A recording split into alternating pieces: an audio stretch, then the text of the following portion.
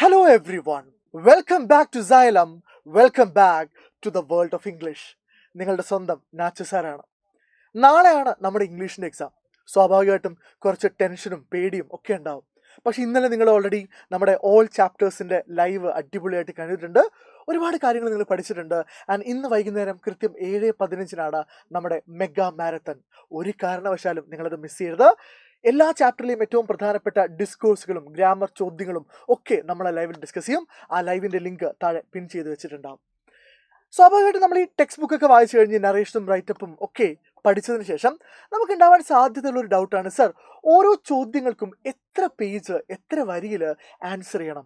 അത് വളരെ നോർമലായിട്ടുള്ള ഒരു ഡൗട്ടാണ്. എന്നാൽ ആ ഡൗട്ട് അഡ്രസ്സ് ചെയ്യുക എന്നുള്ളത് ഇമ്പോർട്ടൻ്റ് ആണ്.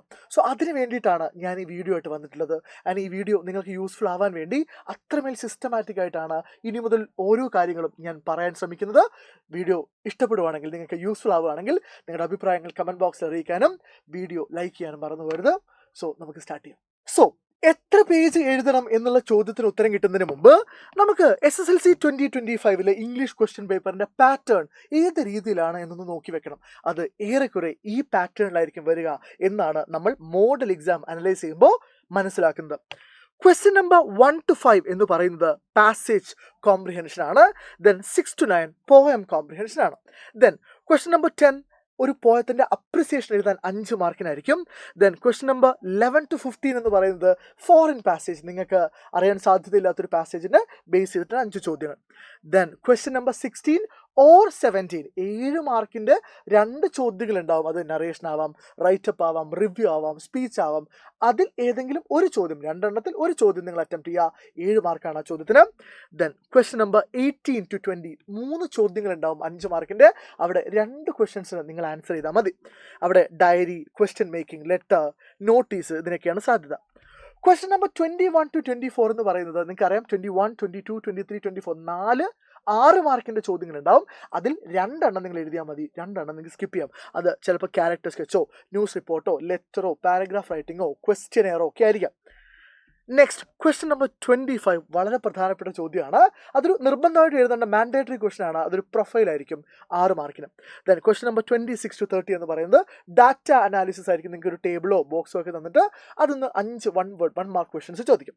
ദെൻ ക്വസ്റ്റ്യൻ നമ്പർ 31 to 36 എന്ന് പറയുന്നത് 6 ഗ്രാമർ ടോപ്പിക്കുകളുള്ള ഗ്രാമർ സെക്ഷനാണ്. സോ ഇങ്ങനെയാണ് ചോദ്യപേപ്പറിൻ്റെ സ്ട്രക്ചർ എന്ന് മനസ്സിലാക്കുമ്പോൾ തന്നെ നമുക്ക് ഒരു ക്ലാരിറ്റി കിട്ടുന്നുണ്ട്. ഇനി നമുക്ക് ഇതിലേക്ക് കൂടുതൽ പഠിച്ചു നോക്കാം, ആഴത്തിൽ ചിന്തിച്ച് നോക്കാം. ഓക്കെ, ഇനി നമ്മൾ ഓരോന്നും അനലൈസ് ചെയ്യാൻ വേണ്ടി പോവാണ്. ക്വസ്റ്റ്യൻ നമ്പർ 1 to 9 എന്ന് പറയുന്നത് കോംപ്രിഹെൻഷൻ ആണ്. പോയം കോംപ്രിഹെൻഷനും ഉണ്ട്, പാസേജ് കോംപ്രിഹെൻഷനും ഉണ്ട്. അത് എത്ര പേജ് എഴുതണം എന്ന് ഞാൻ നിങ്ങൾക്ക് പറഞ്ഞു തരേണ്ട ആവശ്യമില്ല. കാരണം അത് ഓരോന്നും ഓരോ മാർക്കിൻ്റെ ചോദ്യങ്ങളാണ്. എനിക്ക് നിങ്ങളോട് ആകെ പറയാനുള്ള കാര്യം എന്താണ്, ഡു നോട്ട് ഓവർ റൈറ്റ്. 1 മാർക്കിന് മാക്സിമം നിങ്ങൾ പ്രതീക്ഷിക്കുന്നത്, അല്ലെങ്കിൽ നിങ്ങളിൽ നിന്ന് പ്രതീക്ഷിക്കുന്നത് ഒരു 2 to 3 സെൻറ്റൻസസ് ആണ്. ഒരു സെൻറ്റൻസിൽ ആൻസർ ചെയ്യാൻ പറ്റുന്ന ചോദ്യമാണെങ്കിൽ 1 സെൻറ്റൻസ് മതി. ഒരു വേർഡിൽ ആൻസർ ചെയ്യാൻ പറ്റുന്ന ചോദ്യമാണെങ്കിൽ 1 വേർഡ് മതി. മാക്സിമം ആണ് ഞാൻ പറഞ്ഞത് 2 to 3 സെൻറ്റൻസസ്. അതിൽ കൂടുതൽ എഴുതി സമയം പോക്കരുത്. ഇനി വേറൊരു കാര്യം കൂടി എനിക്ക് ഇതുമായിട്ട് കണക്ട് ചെയ്ത് പറയാനുണ്ട്. Do not copy directly from the passage if possible. പറ്റുമെങ്കിൽ പാസേജ് അതുപോലെ കോപ്പി പേസ്റ്റ് ചെയ്ത് വെക്കാതെ നിങ്ങളുടെ ഭാഷയിൽ എഴുതാൻ വേണ്ടി ശ്രമിക്കുക. വീണ്ടും അതൊരു നിർബന്ധമല്ല, പറ്റുമെങ്കിൽ. ഈ കാര്യം ക്ലിയർ ആണെന്ന് വിചാരിക്കുന്നു. അടുത്തത് ക്വസ്റ്റ്യൻ നമ്പർ 10 എന്ന് പറയുന്നത് അപ്രിസിയേഷൻ ആണ്. നിങ്ങൾക്കറിയാം, നിങ്ങളുടെ ഒരു പേജ് എന്ന് പറയുന്നത്, ഒരു ഷീറ്റ് എന്ന് പറയുന്നത്, ആദ്യം നിങ്ങൾക്ക് തരുന്ന ഷീറ്റ് എന്ന് പറയുന്നത് 8 ഷീറ്റുകളുണ്ടാവും. ആ പേജിൽ 8 ബുക്ക്ലെറ്റിൽ 8 ഷീറ്റുകളുണ്ടാവും. എന്ന് വെച്ചാൽ 8 സൈഡുകളുണ്ടാവും. ആദ്യത്തെ 2 സൈഡിൽ നിങ്ങൾക്ക് എഴുതാൻ പറ്റില്ല. പിന്നത്തെ 2 സൈഡുകളിലെ പിന്നത്തെ 3 പേജ്, അതായത് 6 സൈഡ്സിലാണ് നിങ്ങൾ എഴുതുക. ഓക്കെ, ഈ 6 സൈഡ്സിൽ മാക്സിമം 1.5 സൈഡാണ് വേണ്ടത്. മാക്സിമം ആണ് പറയുന്നത്. ഒരു സൈഡ് അപ്പുറത്തെ സൈഡിൻ്റെ പകുതി മൊത്തം വേണ്ട. നിങ്ങൾക്ക് അപ്രിസിയേഷൻ അറിയുന്നതുകൊണ്ട് നിങ്ങളത് 2 പേജും 3 പേജും ഒന്നും എഴുതി വെക്കേണ്ട ആവശ്യമൊന്നുമില്ല. ഞാൻ പറയുന്ന മാക്സിമം ആണ്. ഗിവൻ ദാറ്റ് ഒരു സൈഡ് എന്ന് പറയുന്നത് 25 ലൈൻസ് ആണ്. അപ്പോൾ അതുകൊണ്ടാണ് ഞാൻ പറയുന്നത് മാക്സിമം 1.5 സൈഡ്സ് മതി. ഏത് അപ്രിസിയേഷൻ മാക്സിമം ആണ്. Then question number 16 or 17 7 mark questions. 7 mark ക്വസ്റ്റ്യൻസിൽ നിങ്ങൾ ശ്രദ്ധിക്കേണ്ട കാര്യം, നമ്മൾ എക്സ്പെക്ട് ചെയ്യുന്നത് 2 to 3 സൈഡ്സ് ആണ്. 2 മുതൽ 3 വരെ സൈഡ്സ് ആണ്. അത് നിർബന്ധമായിട്ട് നിങ്ങൾ എന്ത് ചെയ്യണം, പാരഗ്രാഫുകളായിട്ട് ഡിവൈഡ് ചെയ്യണം. Okay, divide into paragraphs. അത് ഇമ്പോർട്ടൻ്റ് ആണ്. ദെൻ ഉറപ്പായിട്ടും എന്ത് കൊടുത്തിട്ടുണ്ടാവണം, ടൈറ്റിൽ കൊടുത്തിട്ടുണ്ടാവണം. പിന്നെ നീറ്റായിട്ട് എഴുതുക എന്നുള്ളതാണ്. സോ 2 മുതൽ 3, ഒരു സൈഡ് വെച്ചാൽ ഒരു ഭാഗം, ഒരു പുറം. ഓക്കെ, സോ 2 to 3 സൈഡാണ്. ഇനി ഇച്ചിരി അങ്ങോട്ട് ആയിപ്പോൾ കുഴപ്പമൊന്നുമില്ല, പക്ഷെ അതിലും ഓവറാക്കി എഴുതേണ്ട ആവശ്യമൊന്നുമില്ല. കോണ്ടന്റ് ഉണ്ടെങ്കിൽ ഉറപ്പായിട്ടും നിങ്ങൾക്ക് മാർക്ക് കിട്ടും. അടുത്തത് question number 18 to 20 5 mark questions. പലർക്കും പല ഡൗട്ടാണ്, ഞാൻ ഓരോ ഡൗട്ടായിട്ട് തീർക്കാം. 18 to 20 5 മാർക്ക് ക്വസ്റ്റ്യൻസ് ആണെങ്കിലും ഓരോന്നും ഓരോ ടൈപ്പ് ചോദ്യങ്ങളാണ്. ഫോർ എക്സാമ്പിൾ, നിങ്ങളോട് ഡയറി ആണ് 5 മാർക്കിന് ചോദിച്ചെങ്കിൽ ഒരു സൈഡിൻ്റെ പോലും ആവശ്യമില്ല, ഒരു സൈഡിൻ്റെ 3/4 ഭാഗമായാലും മതി. ഇനി മാക്സിമം എത്രയാണ്, ഒരു സൈഡ്, മാക്സിമം ഒരു സൈഡ്. ദെൻ രണ്ടാമത്തെ കാര്യം എന്ന് പറയുന്നത്, അതിന് കൃത്യമായിട്ട് എന്ത് ചെയ്യണം, നിങ്ങൾ മാർജിൻ വരച്ചിട്ടുണ്ടാവണം, ബോർഡർ വരച്ചിട്ടുണ്ടാവണം. ദെൻ നിങ്ങളുടെ ഇമോഷൻസ് എക്സ്പ്രസ് ചെയ്യുക, ഫീലിങ്സ് എക്സ്പ്രസ് ചെയ്യുക. നറേഷൻ എഴുതി വെക്കരുത്, ഡയറിയിൽ എന്ത് എഴുതി വെക്കരുത്, നറേഷൻ എഴുതി വെക്കരുത്. അത്ര മാത്രമേ ഇവിടെ നിർബന്ധമുള്ളൂ. ഇനി അടുത്ത 5 മാർക്കിൻ്റെ ചോദ്യമായിട്ടുള്ള നോട്ടീസിലേക്ക് വരികയാണെങ്കിൽ, നോട്ടീസ് പറ്റുമെങ്കിൽ നിങ്ങൾ ഒരു സൈഡിൽ എഴുതി തീർക്കുക. ഒരു സൈഡിൽ, അതായത് ഇപ്പം ഇതാണ് നിങ്ങളുടെ ഒരു സൈഡ് എന്ന് വിചാരിക്കുക.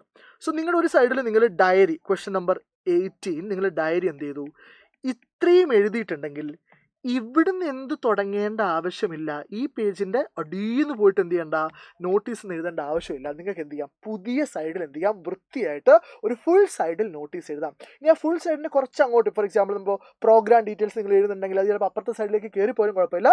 പക്ഷേ നോട്ടീസ് തുടങ്ങുന്ന എപ്പോഴും ഒരു ഫ്രഷ് സൈഡിലാണ് എന്ന് നിങ്ങൾ ഓർപ്പിക്കുക.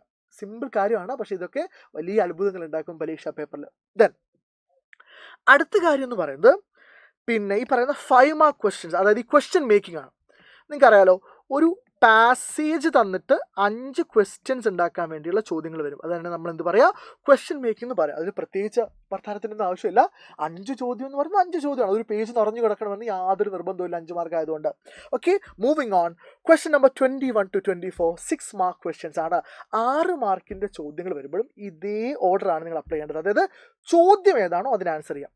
ഫോർ എക്സാമ്പിൾ, 6 മാർക്കിന് നിങ്ങളോട് ലെറ്ററാണ് ചോദിക്കുന്നതെങ്കിൽ, 6 മാർക്കിന് നിങ്ങൾ ലെറ്റർ, ഫോർമലോ അല്ലെങ്കിൽ ഇൻഫോർമലോ ചോദിക്കുകയാണെങ്കിൽ 1 മുതൽ 1.5 പേജ് വരെ എഴുതാം. 1.5 സൈഡ്, ഞാൻ ഈ പേജ് എന്ന് പറയുമ്പോൾ സൈഡ് എന്ന് വിചാരിക്കണേ.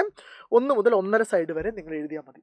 ഒരു സൈഡ് മതി നന്നായിട്ട് കാര്യങ്ങൾ ഉണ്ടെങ്കിൽ. പക്ഷേ ചിലപ്പോൾ നിങ്ങൾ ഫോർമൽ ലെറ്ററാണ് എഴുതെങ്കിൽ ചിലപ്പോൾ എന്ത് വരും, ടു അഡ്രസ്സ്, ഡേറ്റ്, ആ ഫോർമാറ്റ് അങ്ങനെയല്ല കൃത്യമായിട്ട് പറയുകയാണെങ്കിൽ from address, date, to, subject, salutation, ഇതൊക്കെ വരുവാണെങ്കിൽ എന്ത് ചെയ്യും, ഇച്ചിരി സ്ഥലം അവിടെ പോകും. അപ്പോൾ അത് എന്ത് ചെയ്യാം, അത് നിങ്ങൾക്ക് തൊട്ടടുത്ത സൈഡിൽ എന്ത് ചെയ്യാം, മേക്കപ്പ് ചെയ്യാൻ വേണ്ടി പറ്റും. ഇനി ന്യൂസ് റിപ്പോർട്ട് വരുവാണെങ്കിലും സെയിം ഡിറ്റോ പരിപാടിയാണ്. എന്ത്, 1 to 1.5 സൈഡ്സ്. ഒരു സൈഡിൽ മിനിമം ഒരു 1.5 സൈഡ് മാക്സിമം. അത്രയും നിങ്ങളിൽ നിന്ന് 6 മാർക്കിന് ന്യൂസ് പേപ്പർ റിപ്പോർട്ടിന് എന്ത് ചെയ്യുന്നുള്ളൂ, എക്സ്പെക്റ്റ് ചെയ്യുന്നുള്ളൂ. ഇനി 6 മാർക്കിന് നിങ്ങളോട് പാരഗ്രാഫ് ചോദിച്ചു കഴിഞ്ഞാൽ ഉറപ്പായിട്ട് നിങ്ങൾ എന്ത് ചെയ്യണം, ഒരു സൈഡിൽ കൂടുതൽ എഴുതാൻ വേണ്ടി ശ്രമിക്കണം.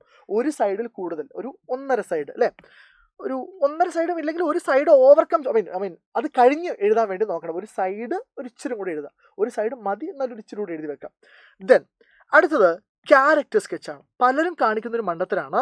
6 മാർക്കിന് ക്യാരക്ടർ സ്കെച്ച് ചോദിക്കുമ്പോൾ അവരെന്ത് ചെയ്യും, അവരൊരു 3/4 പേജൊക്കെ എഴുതി വെക്കും, ഒരു 3/4 സൈഡൊക്കെ എഴുതി വെക്കും. പോരാ, അവിടെ നിങ്ങൾ എന്ത് ചെയ്യണം, മിനിമം ഒരു സൈഡ്, മാക്സിമം 1.5 സൈഡ് എന്നുള്ള രീതിയിൽ എന്ത് ചെയ്യുക, വർക്കൗട്ട് ചെയ്ത് പോകാൻ വേണ്ടി ശ്രദ്ധിക്കണം. ഇത് ക്ലിയർ ആണല്ലോ. 6 മാർക്കിന് നമ്മൾ എക്സ്പെക്ട് ചെയ്യുന്നത് മിനിമം ഒരു സൈഡ്, മാക്സിമം 1.5 സൈഡ്, അത്രേ ഉള്ളൂ. ഓക്കെ, മനസ്സിലാവുന്നുണ്ടെന്ന് വിചാരിക്കുന്നു.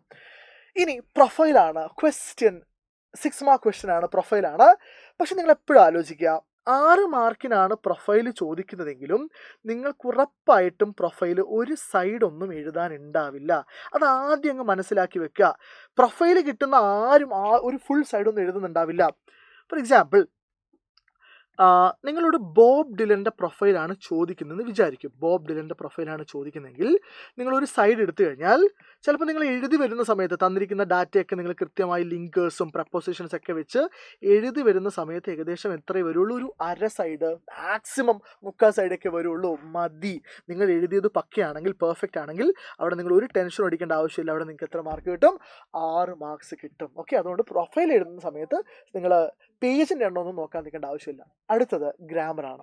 ഇത് ഞാൻ പറയാനുള്ള കാര്യം, ഇത് ഒരു പബ്ലിക് എക്സാം ആണ്, ലാസ്റ്റ് എക്സാം ആണ്. അതുകൊണ്ട് ഇത് ഞാനിപ്പോൾ പറയാത്തതുകൊണ്ട് പിന്നീട് എനിക്ക് പറയാൻ അവസരം കിട്ടില്ല എന്നുള്ള സങ്കടം വരരുത്. 20 മാർക്കിൻ്റെ ഗ്രാമർ ചോദ്യം ഉണ്ടാവും. സോ 20 മാർക്കിൻ്റെ ഗ്രാമർ ചോദ്യം വരുമ്പോൾ നിങ്ങൾ എപ്പോഴും ചെയ്യേണ്ട കാര്യം, ഫോർ എക്സാമ്പിൾ ഇപ്പോൾ ഫ്രേസൽ വേർബ്സ് ആണെന്ന് വിചാരിക്കുക, അല്ലേ?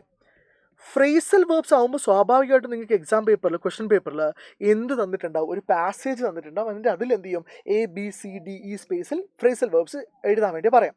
നിങ്ങളൊരു കാരണവശാലും ആ പാസേജ് അതുപോലെ എടുത്ത് എഴുതരുത്. എന്ത് ചെയ്യുക? നിങ്ങൾ ABCD എന്നിട്ടിട്ട് എന്ത് ചെയ്യുക? ആൻസർ ഇടുക. ആൻസർ മാത്രം എഴുതുക. പുട്ട് ഓൺ ആണെങ്കിൽ പുട്ട് ഓൺ, പുട്ട് അക്രോസ് ആണെങ്കിൽ പുട്ട് അക്രോസ്, ഗിവ് അപ്പ് ആണെങ്കിൽ ഗിവ് അപ്പ്, സെറ്റ് ഓഫ് ആണെങ്കിൽ സെറ്റ് ഓഫ്. എന്താ വെച്ചാൽ ആൻസർ അതുപോലെ എഴുതി വെക്കുക. സോ ആൻസർ മാത്രം എഴുതിയാൽ മതി. നിങ്ങളുടെ പരീക്ഷാ പേപ്പർ നോക്കുന്ന ടീച്ചർക്കും അത് തന്നെയാണ് വലിയ താല്പര്യം. കാരണം ആൻസർ കീ ടീച്ചറുടെ മുമ്പിൽ ഉണ്ടാവും. നിങ്ങൾ ഈ ആൻസർ എഴുതി വെക്കുന്നു, ഓക്കെ, പരിപാടി കഴിഞ്ഞു. ഇതേ പരിപാടി നിങ്ങൾ എവിടെയും ചെയ്യണം. ഇതേ പരിപാടി നിങ്ങൾ എഡിറ്റിങ്ങിലും ചെയ്യണം. എഡിറ്റിങ്ങിൽ ഒരു കാരണവശാലും ആ പാസേജ് അതുപോലെ എടുത്ത് എഴുതരുത്. എന്താണോ നിങ്ങൾ കറക്റ്റ് ചെയ്യേണ്ടത് അത് മാത്രം എന്ത് ചെയ്യുക? എഴുതുക. അത് കറക്റ്റ് ആണെങ്കിൽ നിങ്ങൾക്ക് അത് കറക്റ്റ് ആണെങ്കിൽ നിങ്ങൾക്ക് എത്ര മാർക്ക് കിട്ടും? ഫുൾ മാർക്ക് അവിടെ സ്കോർ ചെയ്യാൻ പറ്റും. സോ ഫ്രേസൽ വേർബ്സിൽ, എഡിറ്റിങ്ങിൽ, പ്രപ്പോസിഷൻസിൽ അവിടെ ഇന്ന്, അറ്റ്, ഓൺ, അല്ലേ? ഫോർ എക്സാമ്പിൾ നിങ്ങളുടെ പ്രപ്പോസിഷൻ്റെ ചോദ്യം ഇതിങ്ങനെ ഒരു പേജിൽ വലത്തോട്ട് എഴുതരുത്, ഞാൻ പറയുന്നതാണ്. ഓക്കെ, പ്രപ്പോസിഷൻ്റെ ചോദ്യത്തിൽ 4 മാർക്കിനാണെങ്കിൽ നിങ്ങൾ എന്ത് ചെയ്യുക? A ഇന്നാണ്, B അറ്റാണ്, C ഓൺ ആണ്, D ഓഫ് ആണ്. ഇത് മാത്രം എഴുതി കഴിഞ്ഞാൽ മതി. എത്ര മാർക്ക് കിട്ടും? 4 മാർക്ക് കിട്ടും. സോ ഫ്രേസൽ വേർബ്സ് കഴിഞ്ഞു, എഡിറ്റിംഗ് കഴിഞ്ഞു, പ്രപ്പോസിഷൻ കഴിഞ്ഞു. അടുത്ത റിപ്പോർട്ടർ സ്പീച്ച് ആണ്. റിപ്പോർട്ടർ സ്പീച്ച് നിങ്ങൾ ആ സെൻറ്റൻസ് റിപ്പോർട്ട് ചെയ്ത് എഴുതുക എന്നുള്ളതാണ്. 2-3 വരി ആവശ്യം വരുള്ളൂ. ദെൻ അടുത്തത് നൗൺ ഫ്രേസ് ആൻഡ് വെർബ് ഫ്രേസും കുഴപ്പമൊന്നുമില്ല. അടുത്ത ഏതാണ്? അടുത്തത് കോൺവെർസേഷൻ കംപ്ലീഷൻ ആണ്. വീണ്ടും കോൺവെർസേഷൻ കംപ്ലീഷൻ നിങ്ങൾ ആൻസർ ചെയ്യുന്ന സമയത്ത്, ലെറ്റ്സ് സേ നിങ്ങളുടെ 36ാമത്തെ ചോദ്യമാണ് കോൺവെർസേഷൻ കംപ്ലീഷൻ ആണെങ്കിൽ, നിങ്ങൾ എന്ത് ചെയ്താൽ മതി? നിങ്ങൾ ABCDE ഇട്ട് ആൻസർ മാത്രം എഴുതിയാൽ മതി, അല്ലേ? For example A R into ആണെങ്കിൽ R into എന്ന് മാത്രം എഴുതിയാൽ മതി. ആ പാസേജ്, ആ സെൻറ്റൻസ് മൊത്തം എഴുതണ്ട, ആ ക്വസ്റ്റ്യൻ മൊത്തം എഴുതണ്ട. ദെൻ B എന്നുള്ളത് വാട്ട് ഹാപ്പൻഡ് എന്നാണെങ്കിൽ വാട്ട് ഹാപ്പൻഡ് എന്ന് എഴുതിയാൽ മതി. ഇനി C ഒരു ഇഫ് ക്ലോസ് ആണെങ്കിൽ അതിൽ മെയിൻ ക്ലോസ് ആണ് നിങ്ങളോട് എഴുതാൻ പറഞ്ഞെങ്കിൽ മെയിൻ ക്ലോസ് മാത്രം എഴുതിയാൽ മതി. If you are late we will go ആണ്, വി വിൽ ഗോ എന്ന് മതി. ഇനി വുഡ് യു മൈൻഡ് ഒക്കെയാണ് വന്നെങ്കിൽ ആ സ്പേസിൽ എന്താണോ അത് മാത്രം എഴുതിയാൽ മതി. വുഡ് യു മൈൻഡ് കഴിഞ്ഞാൽ എന്താ വരിക? ING ആണ്, കമ്മിങ് വിത്ത് മീ എന്നാണ്. ഓക്കെ, കാര്യം മനസ്സിലായല്ലോ. ഇനി ഇവിടെ എന്താണോ ഇവിടെ അതങ്ങ് എഴുതാം. സോ ഇത്ര എഴുതി കഴിഞ്ഞാൽ നിങ്ങൾക്ക് എത്ര മാർക്ക് കിട്ടും? 5 മാർക്ക് കിട്ടും. സോ ഞാൻ എല്ലാ കാര്യങ്ങളും പറഞ്ഞിട്ടുണ്ട്. 1ാമത്തെ ചോദ്യം മുതൽ അവസാനത്തെ ചോദ്യം വരെ എങ്ങനെയാണ് ആൻസർ ചെയ്യേണ്ടത് പറഞ്ഞിട്ടുണ്ട്. ഇനി ഇതുമായിട്ട് ബന്ധപ്പെട്ട കൺഫ്യൂഷൻ ഒന്നും നിങ്ങൾക്ക് ഉണ്ടാവില്ല എന്ന് തന്നെ ഞാൻ വിശ്വസിക്കുന്നുണ്ട്.